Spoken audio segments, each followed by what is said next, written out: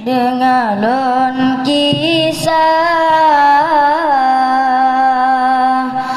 ayah getanyo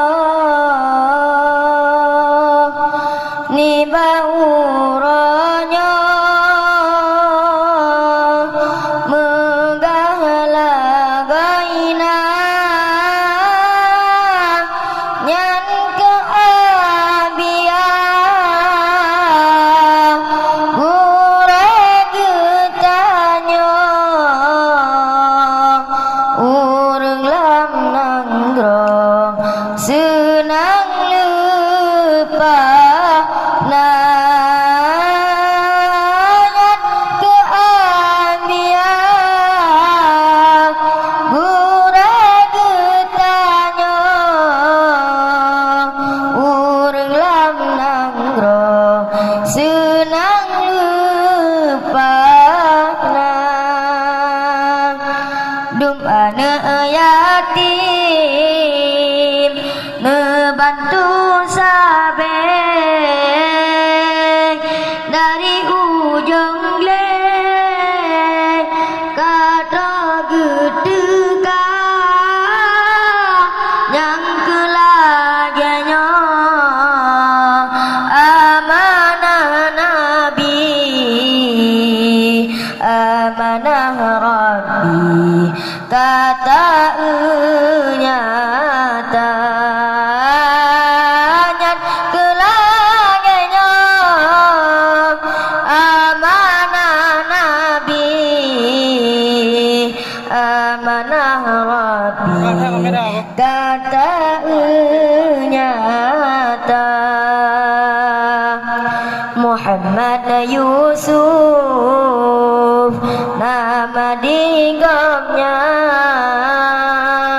sebagai panggilan abia nama gampang luang tinggal nebut dimudi nepedang daya nan raul mudi gampang luang tinggal nebut dimudi nepedang daya nan raul mudi dum ane yatim senang tanah hati walaupun hanale ayangan pama jinong kana abia nepebut sabe nepe senang hati sampoto cita-cita dina kana abia nepebut sabe nepe senang hati sampoto cita-cita dengalon kisah ayah getanyo ni bauronyo menggalagoina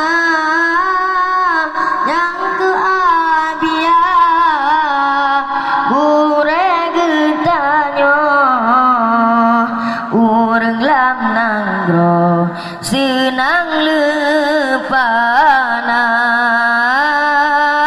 yang keabia ayah getanyo urang lam nanggo senang lupana impus bajaro nepebut kama yang kelagenyo amanah nabi nabi ya Allah kenggure kamo berolah dalam syurga sapat Nabi. Nabi ya Allah kegure kamu berulang syurga sapat Nabi. Jinolon pesan kemandum rakan benata ingat jasa digapnya yatim lam nangro senang lepangtan karena so ingat ketanyo dumna yatim lam nangro senang lupana karena so ingat ketanyo dumna terima guna se kamu ucapkan